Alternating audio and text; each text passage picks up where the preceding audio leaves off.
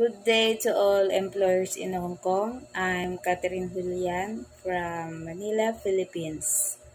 I'm 37 years old, 4'9" in height, single, and I'm a undergraduate of Computer Secretarial. My work experience here in the Philippines was taking care of a newborn baby for 6 months. And my work experience as a domestic helper in Hong Kong was taking care of a 94 years old elderly. I can do also household chores like cleaning the house, wash clothes, cooking, and ironing. I can also cook Filipino food, and I can also cook Chinese food like steamed fish and soup.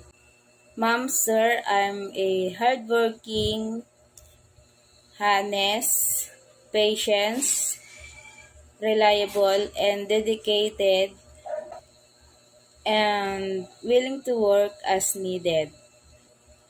I am looking a job abroad for my family's financial and for myself in the future.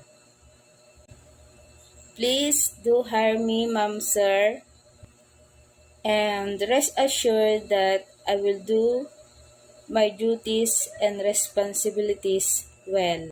I am looking forward to work with your family. Thank you, ma'am, sir, and God bless.